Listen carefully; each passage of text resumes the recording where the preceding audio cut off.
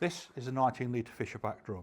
It's one of a series of sizes that we use to provide our customers with solvents and chemicals. The 19 litre tends to be used more in academic and research laboratories, though some of our customers use it for small scale production. So I'd just like to basically go through the process of getting it set up ready for use this morning and going through some of the components that are fitted on the drum. So step number one, the transportation lid. This protects the components in the top of the drum which are used for dispensing it. First we have a pressure gauge. This is so that you can monitor the pressure of the inert gas that's used to pump or pressurise the product out of it. Along with that we have a PRV, which is a pressure relief valve to stop the container being over pressurised and causing it to explode. In addition to that we have the gas inlet side here, which is for the inert gas, which is normally nitrogen is used, and on this side we have the product out. Both of these are fitted with a quarter turn valve.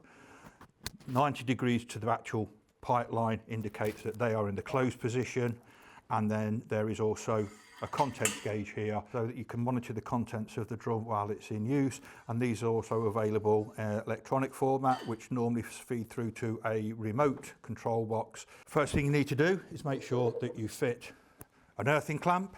This needs to be connected to an integral earthing ground. Once that's been fitted, check that there's no pressure in the drum, any residual pressure.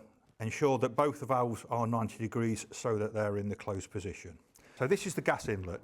This is what we call a non-keyed one, and it just fits onto a standard connector, whereas we also supply keyed ones which go on the product line. This ensures that you can't put the gas on the product and the product on the gas, and also just put it onto the end, press it on until you hear that firm click, and that's in place now. After that, you then take the product line, exactly the same process, put it on, press until you hear it click home.